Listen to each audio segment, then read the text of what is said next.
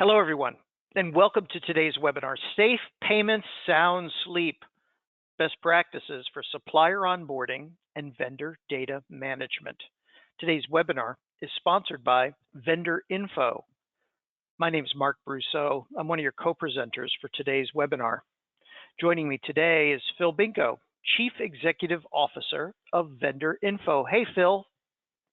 Hey, Mark. Good afternoon. How are you? Doing well. Thank you very much. We have just a few housekeeping notes to go over before we officially get started.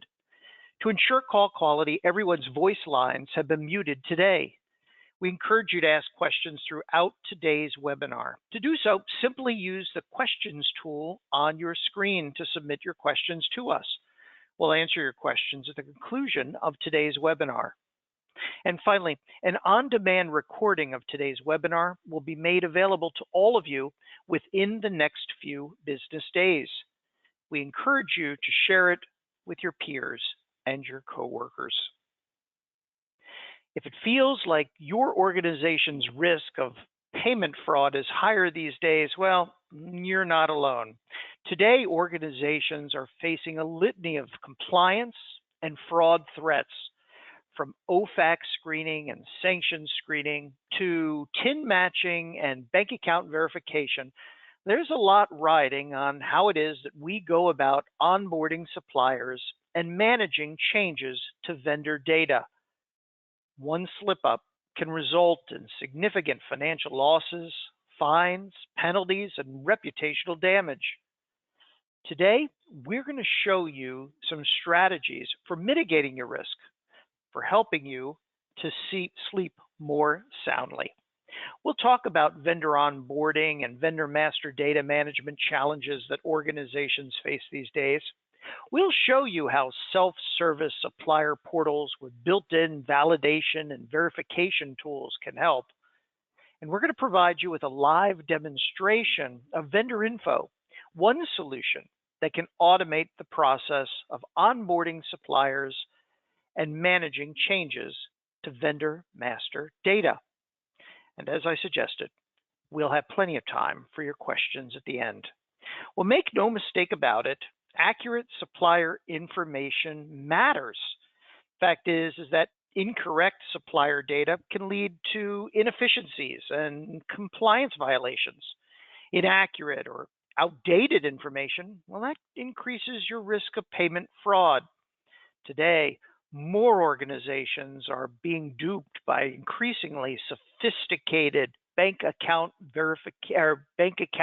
change requests, and outdated verification processes are leaving organizations vulnerable. And what's more, ensuring data accuracy enhances operational efficiency. We tend to overlook the fact that inefficiencies in the way that we go about collecting and passing information downstream can result in significant exceptions later on in our P2P processes. Despite all those challenges, well, the fact is that for most organizations, onboarding suppliers is a major effort.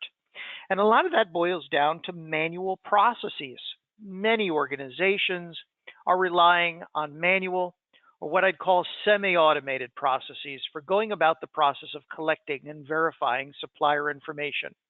In many cases, organizations are using email, PDFs, and rekeying data and pushing information around their organization for approval using email. Unsecure, inefficient, and not transparent. What's more, in many cases, organizations have no standards for how it is that supplier information should be collected and verified. And in other cases, well, the fact is there's no ways to enforce what standards do exist. So someone might not perceive verifying information as being their job. You can't see my air quotes. And so they'll cut corners, and that leaves the organization vulnerable to compliance and fraud risks. And in many cases, organizations have weak validation processes. Most of you rely on manual methods of verifying supplier information. used to be that we could lean heavily on our seasoned AP staff to catch things that didn't look quite right. They just do. Well, in today's challenging labor market, where many organizations are experiencing turnover and early retirements, we can't count on those seasoned staff for being there. And what's more, a lot of those conventional approaches we use for verifying supplier information are no longer up to the task of meeting the increasingly sophisticated schemes that bad actors are using. So even things like penny tests are vulnerable to fraud. Think about it. If a supplier's email has been hacked and the bad actor has generated a phony bank account change request, who is it that you think will be verifying that penny test when it comes through? That's right, the bad actor. Put it all together, and supplier onboarding is a big issue for organizations large and small. And the fact is there's heavy consequences to these inefficient and ineffective verification approaches that we use for supplier information. Fraudulent suppliers can exploit our weak verification processes. We all know that could lead to financial losses, compliance violations, and irreparable damage to our company's brand image, maybe even our market value. We also find noncompliance with regulatory requirements due to inaccurate supplier data can result in fines or even legal action. In some cases, not performing OFAC checking appropriately can put our business in jeopardy. We can also find that ineffective or inefficient verification can leave us vulnerable to supply chain disruptions. Inaccurate or incomplete supplier information can cause delays in onboarding suppliers. We might not get the goods or services we need to keep our supply chain moving. And that can cause us some big difficulty in our revenues. We also find that inefficient and ineffective verification can cause tremendous reputational damage. No business wants to be on the front page of the proverbial business section as suffering a fraud or compliance loss. And failures in verification, let's face it, they could lead to public scandal. And that could damage our reputation, strain our relationships with our trusted trading partners, and even call into question our credibility with our investors and stakeholders in the organization. We also find that inefficient and ineffective verification can lead to higher costs. Fact is that there's a heavy toll that comes with correcting errors and handling fraud cases and even dealing with regulatory penalties. And in today's uncertain economy, no business can afford those. So how is it that we could go about improving this process of onboarding suppliers? Well, there's three best practices that organizations ought to be following. The first, of course, is to standardize the way that they go about collecting information from new and existing suppliers. You want to use standardized forms and fields so you can ensure consistency in data that's collected and the format in which it's received. No corner cutting here. You want to make sure you have robust verification processes for every supplier, whether they're new or they're existing. You want to make sure you verify supplier information with reliable sources, third-party databases, government databases. They're all available. Hard to use in a manual environment, but in an automated environment, they can be a tremendous tool. You also want to make sure you conduct thorough background checks on all suppliers and their key executives. It's imperative that you not do business with entities and individuals who are on watch lists. And finally, you want to make sure that your organization has automated workflows. I should have inserted the word rigid here. You want to make sure you have automated systems for collecting data and verifying information from suppliers. You want to eliminate the possibility of miskeyed data, so you want that information to be extracted automatically. And once you have that information, you want to make sure you have digital workflows in place that conform to the business rules that you've set out by your internal auditors and maybe even external regulating bodies. No corner cutting. It's not just supplier onboarding that we need to be mindful of. We also have to focus on vendor master data management. I know some of you just rolled your eyes. You know your vendor data file is a filthy mess. Well, there are ways to automate this process, and while it might not happen instantaneously, it might not take as long as you think if you have the right tools. The first thing you need is a centralized data repository. You need to have a single source of truth, and I have to imagine that most of you on the line today have invested in an ERP to do just that. The problem is how is that information, it's the quality of that information getting in there? More on that in a moment. You also want to make sure that you have a way to keep your vendor data up to date. What type of regular updates are in place? How is that information being uploaded into your ERP or accounting software package? You also want to make sure that you have ongoing data accuracy.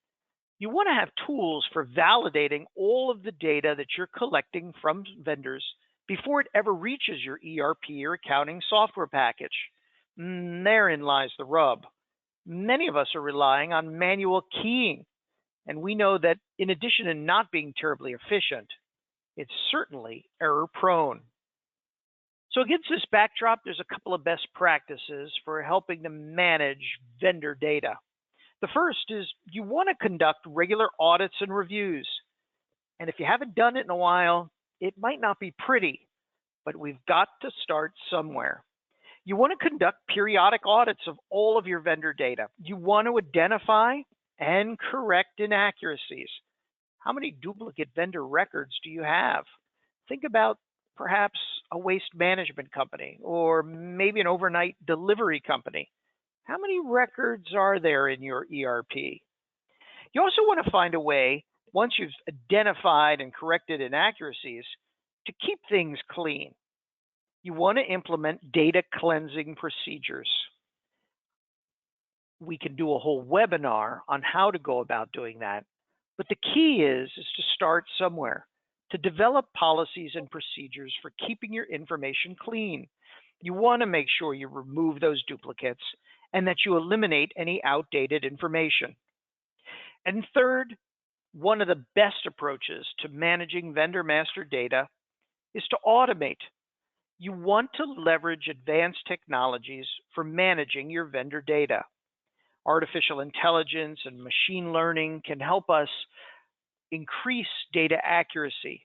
Digital workflows can automate the process of uploading information directly into our ERP without anyone having to lift a finger. And reporting and analytics tools can help us have visibility into that information that's in our ERP. The key is we've got to get to it. And one of the ways that you could go about automating vendor onboarding and vendor master data management is using a self-service supplier portal. These are online portals that automate supplier onboarding and vendor master data management. And it does it in three important ways. Number one, it standardizes data collection. Suppliers enter their information directly into the portal, and that ensures consistency and accuracy. They're automatically prompted to provide all of the information that you need to make them payable. So we don't get into these back and forth phone calls and emails about things that they need to provide. And there's no need for them to provide the same information multiple times. Self-service supplier portals also provide enhanced verification. And by enhanced, I mean automated and accurate. Built-in validation checks verify information provided by suppliers in near real time. Less delays mean less risk of compliance and fraud issues. This is big. What's more, enhanced verification also allows us to integrate with third-party data sources, whether they're from a government or a banking database or other trusted third party. It allows us to use the information they make available to verify information.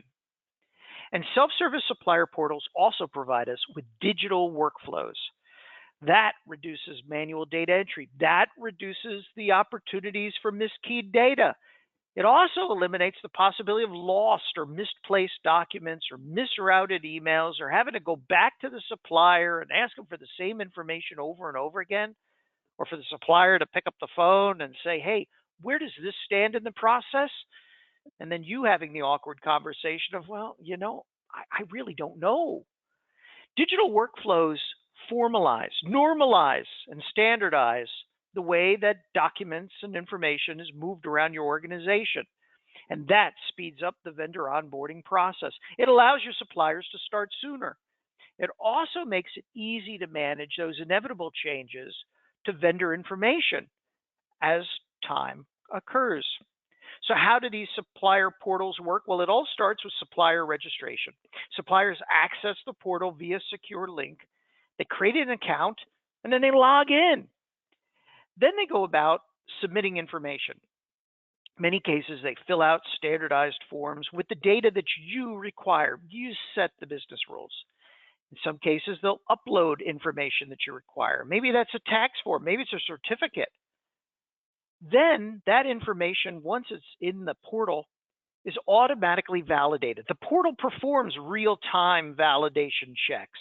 It cross-references information with external databases or trusted third-party sources.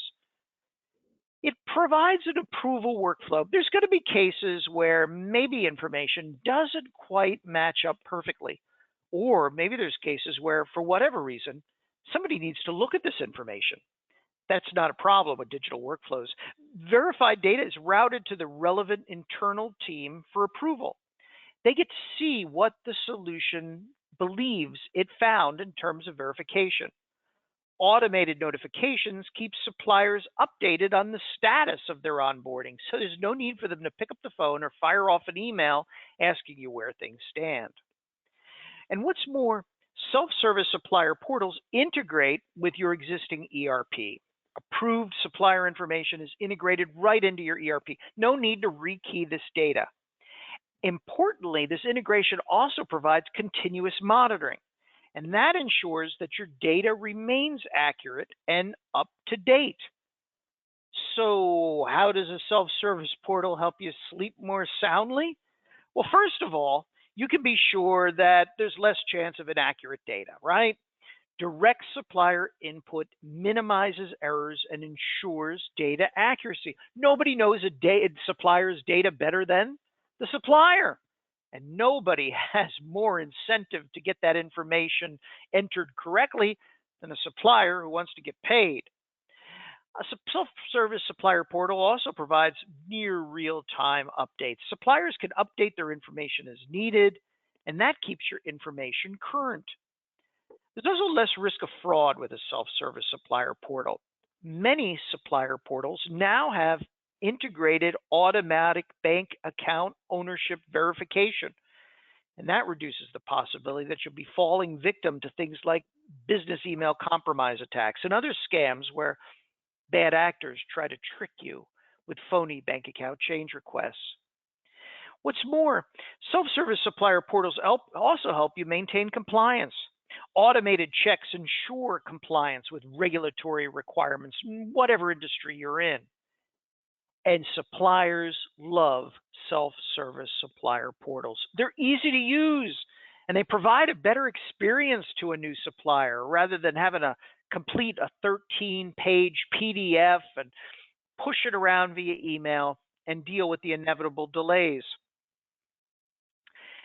There's many reasons to use a self-service supplier portal, but when it comes to the risks that we face with compliance and fraud, well, there really isn't much competition. User interface is intuitive and it's easy for suppliers to navigate. Seamless integration with your ERP and procurement systems makes sure information is exchanged smoothly and accurately. A self-service supplier portal is going to have robust data protection and encryption. Some are even SOC compliant. A self-service supplier portal can do a wide range of verifications: TIN matching, sanction screening, OFAC checking. bank account ownership verification. What's more, a self-service supplier portal is extremely scalable. It can handle a large number of suppliers and it can be flexible enough to grow with your organization. What's more, the validations in a self-service supplier portal can adapt to new scams and schemes being dreamed up by bad actors at this very moment. Think about bank account ownership verification. There are a lot of self-service portals out there. There's a few things I want you to think about when it comes to evaluating which one might be best for your organization. The first, make sure it has a user-friendly interface. Does it have an intuitive design that's easy for suppliers to navigate? Does it have support for different industries? I also want you to look at its integration capabilities. Does it seamlessly integrate with existing ERPs and maybe even procurement and AP systems? What type of security features does the self-service supplier portal have? Does it have robust data protection? Does it encrypt data? What about the verifications that are available? Does it do TIN matching, sanction screening, OFAC checking, bank account ownership verification? You probably need all of them in your organization. And finally, is the solution scalable? Does it have the ability to handle your current volume of suppliers as well as those volume that you might anticipate in the future? The message I want to leave you with today is that there's tremendous compliance and fraud risks that organizations face when it comes to onboarding suppliers and managing vendor information. But with the right best practices and a self-service supplier portal, organizations of all sizes can mitigate their risks and be able to put themselves in a position for growth and success. But don't take my word for it. Phil is going to show you a live demonstration of vendor info, one self-service supplier portal with built-in verifications that can help your organization sleep soundly. Phil? Mark, thank you very much. And hi, everyone, and thank you for being here today. It's a pleasure to be with you. You're looking at a screen on the vendor information portal. And this is one of the things that a vendor would see. The way the vendor gets here is through an invitation that your team would send, the appropriate people on your team would send to them.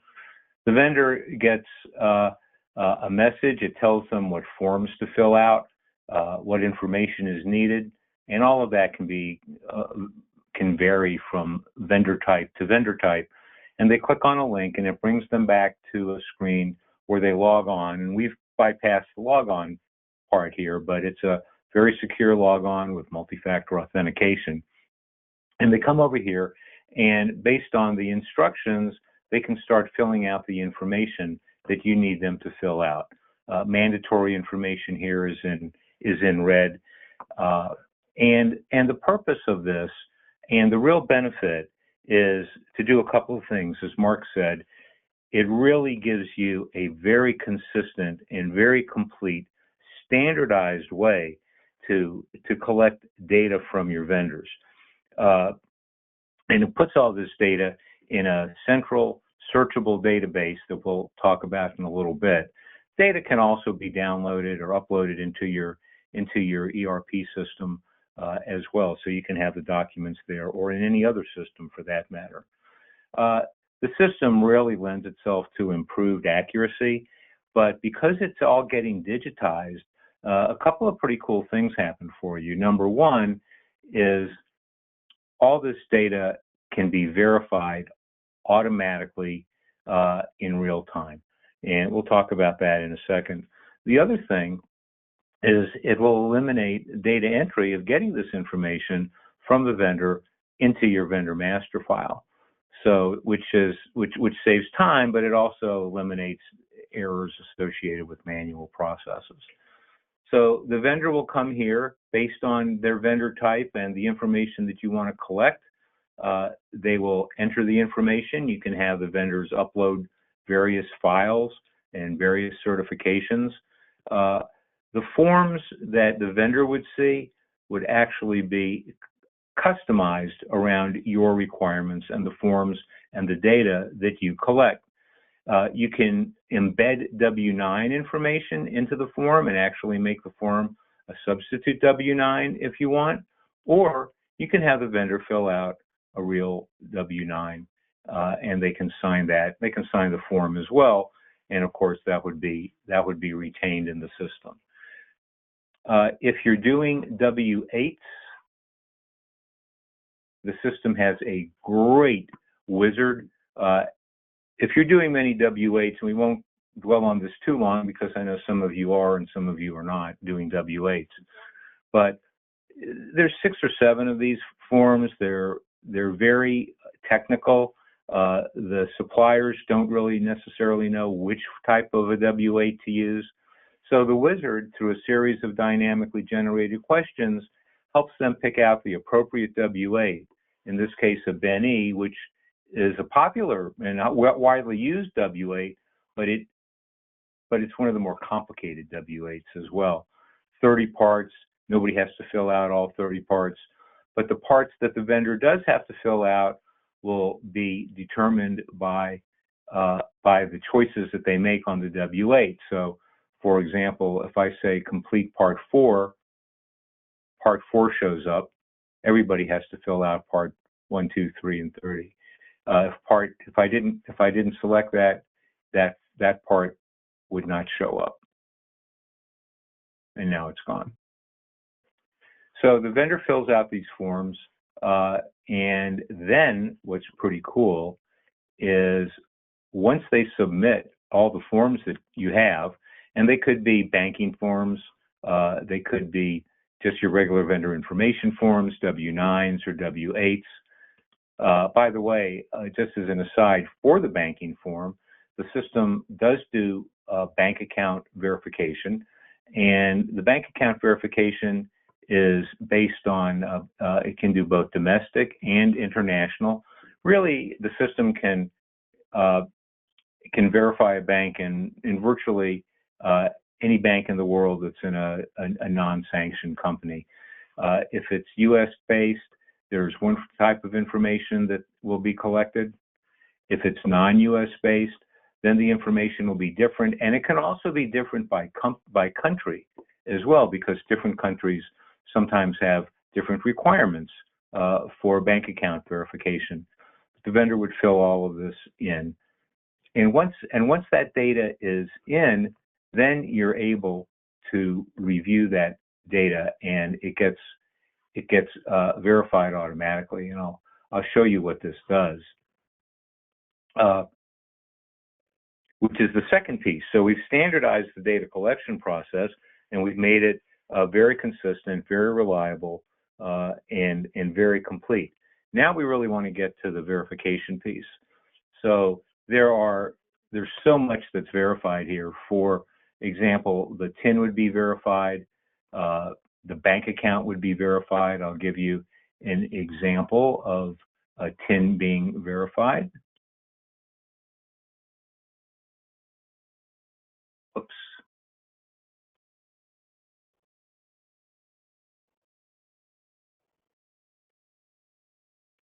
This is one with John Smith.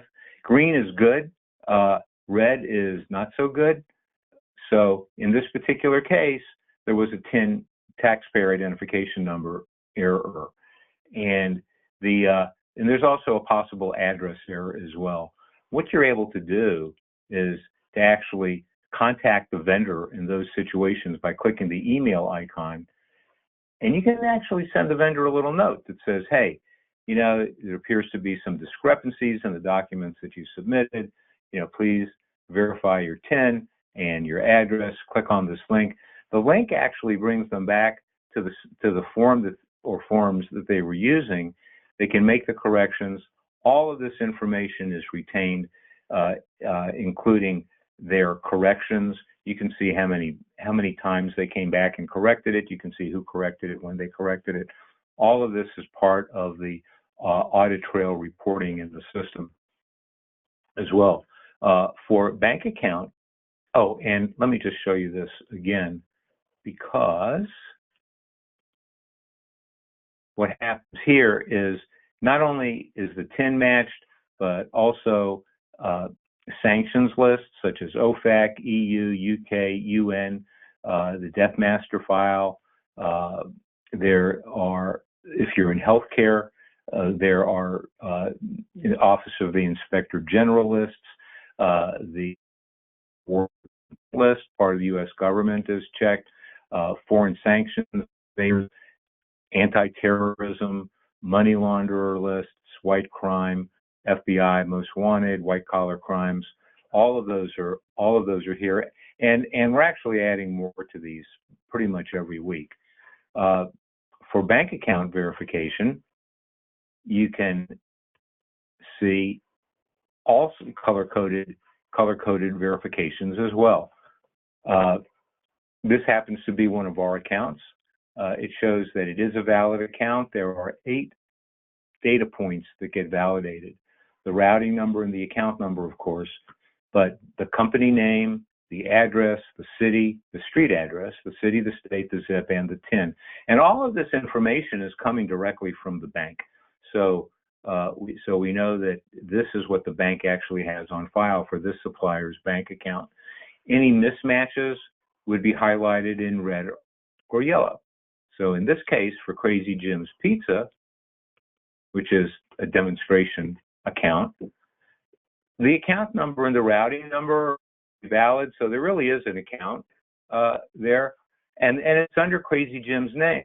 But the street address, the zip code has a problem, the TIN has a problem, and the city and state actually have bigger problems. So the difference between the yellows and the reds are the degree of difference between what the bank has and what the supplier submitted. The system will also give you an actual picture of that account and where it is. They'll show you the building. They'll show you a map. It's really pretty cool. And based on these items, you're really able to go back and take a look and see and validate that this vendor really is who they purport to be. And if there's any discrepancies, you're able to address that up front. In the meantime, for the error information that the vendor supplies, they're being caught up front too. So you don't get erroneous information in your vendor file. Changes can also be handled by the system as well. So a vendor will come to the system initially to enter their data, but they'll also come as their data gets changed. And when they change the data, that information will automatically be verified again prior to putting it in the vendor file. Now, once the information is in, and all these verifications are pretty much instantaneous, then there's a review process. And you probably have some sort of a review process today where someone or some group of people within the organization are taking a look at the information that the supplier provides, and they're making sure that it's correct and that it's complete and that it's really legitimate prior to entering it into the vendor file. Whatever those workflows are today, regardless of how many paths or how many levels you have or the complexity, all of that's handled through the vendor info system. Your folks can look at the files and look at the information that's been submitted. They can see that. They can see if there are any errors like we just went through with the TIN error and with the bank account error. If everything's okay and they don't need to reach out to the vendor again, then they can click on this little approval button and click approve, and then based on your particular review and approval workflow, this information will go to the next person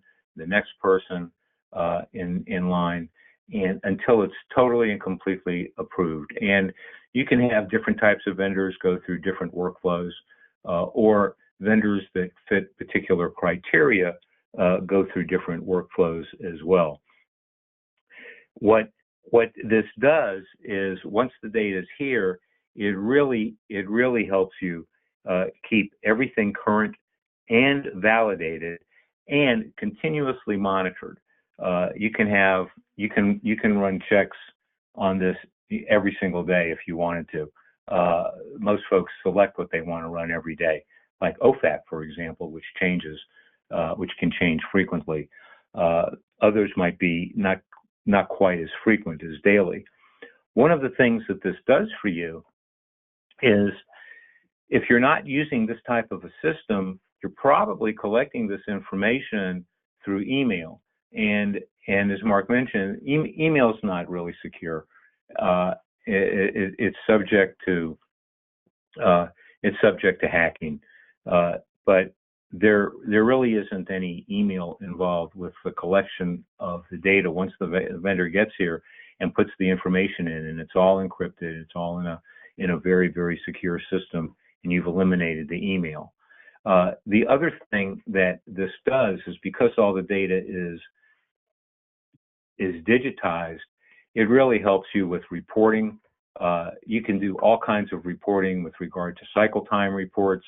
How long does it take from the time a vendor enters their information, for example, until it's approved? How much time does it take in each approval stage? There's dozens and dozens of, and we don't have time to go over that right now, but we can in another demonstration. How much time does it take for this information to get through the system, and so the vendor can get in with a process that's comprehensive and complete, but also efficient and doesn't take a long time. You're also able to write your own reports. There's a very cool report writer that allows your team, very non-technical people, to come to the system and really write reports and filter on any data that the vendor puts into the system. And all of this is designed on the reporting side to give you insights into your operations that help you make even more improvements as things go along. You're really able to keep the bad data out of your system, which is the key to begin with, and you're able to keep it validated. And the vendor's doing the data entry for you as well. So if you're going to the IRS website, for example, to check TINs, or if you're making telephone calls to try to validate bank account ownership, those types of procedures and tasks manually go away because the system handles all of this automatically. So it also means that you have less training to do because the system is trained to do these do these particular functions and procedures. Mark, when you're ready, I'm happy to do some questions on this. I've spoken long enough, but I would also like to tell our audience that one of the things that we have found that's really important and helpful is for somebody who's moving in a direction to document their current process, and sometimes that can take a while. We have a system that we talk with you about your process, and we can turn around a blueprint and flowcharts of your current process pretty quickly. And what I would say is, for the first for today's webinar is a gift. The first 10 folks who request a blueprint will get a free blueprint of their current process. They can see currently where they are and where they might sort of look for some sort of improvement. Mark's going to share contact information, and just reach out and let us know if you'd like to take advantage of that blueprint, or you'd like to see more information, have additional questions. All right, we'll move to the Q&A portion of this webinar. If you haven't already submitted your question for Phil, or if you've thought of another question, go ahead, use the questions tool on your screen to submit your question to me now. We'll answer as many questions as time allows. And we have several in the box already. First question up is from Christy. Christy wants to know, what security exists to prevent someone from intercepting a vendor info email to a vendor with a link to their account, therefore allowing them to access confidential information? Yeah, great question, Christy. So when that email is sent, it's sent by one of your folks, and it has information on there that is used in multi-factor authentication. So the person, if that email ever got intercepted, then they would have to know the multi-factor authentication piece of that as well to do anything that's nefarious. Connie wants to know, do you see the portal working for utilities, for HOA and condo fees, or for mortgage companies? So Absolutely. are those I'm folks sorry, go users? ahead. No, I was going to say, so are those folks users?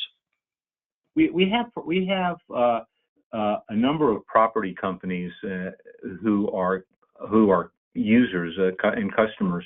We want to go through and see exactly what particular subset they're in. We can call me or send me an email and we can get that information to you. But the type of information that's collected it can vary. A lot of it is the same regardless of industry. Some industries have very specific information and certain processes that they have to go through. But what we've found is, particularly when we work with a customer and put together a blueprint for them in flow charts, up front it really shows what the process is and what opportunities might be there for improving their particular process and their particular industry. Samantha wants to know more about your bank account ownership verification process. Sure. So that's a great question. We use, for domestic, we use early warning. For international, we partner with NS Knox. We can validate, with that combination, we can validate virtually any bank account anywhere in the world. And that's all the questions we have. Phil, what's the single biggest piece of advice you'd give to folks who are concerned about compliance and fraud risks when it comes to vendor onboarding and vendor information management? Yeah, I understand. Everybody's concerned these days. One, document your current process. Take a look at where, and that does a couple of things for you. Number one is it shows you very clearly where the opportunities for improvement would be. It also starts as a foundation to get the rest of the relevant folks in the organization on board.